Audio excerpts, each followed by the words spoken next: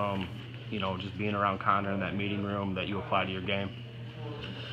The biggest thing is that I think Connor really understood what we were trying to do as an offense. He really, like I said, us and Coach Warner and Coach Salem, we have such a strong relationship as far as what we're going to be calling. And it's funny, as a signaler last year, I could half signal a play and Connor would already know what kind of play was coming in. And it says a lot about how well we all understand our offense and how well we understand the game plan and how much our coaches and I are and quarterbacks are on the same page, that we can get halfway through a signal and they can kind of fill in the blanks. So the starting quarterback can kind of fill in the blanks. So I think that's the biggest thing, is really understand what our coaches are going to do in certain situations, getting on the same page with them and understanding what we're trying to accomplish. If it's 2nd and 10 or something, we only got to get half it back. If it's 2nd and 15, we only have to get 7 or 8 yards, and that's why we're calling something short or something like that. So just really understanding what our coaches want in certain situations is what he did well, and I think I have to take from that. Talk about your leadership as a basketball player and how that kind of has grown into you as a leader as a football player.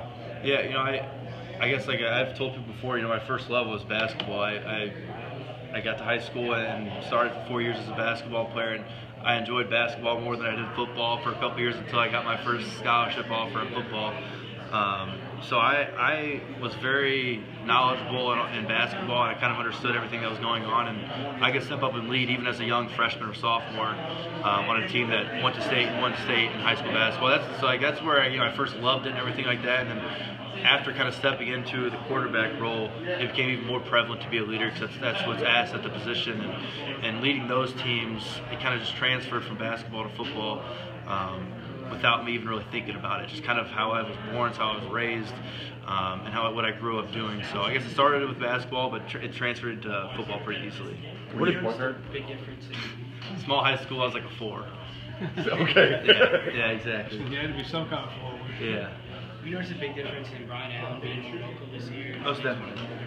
Most definitely. And obviously, we've bounced our line around. So if he's playing center, he's playing guard.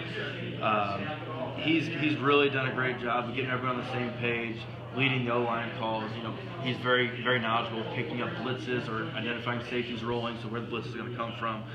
And not only that, but he's a leader in the huddle. He tells everybody to shut up when they have to, or gets everybody on the same page. So Brian Allen's definitely stepped up big time.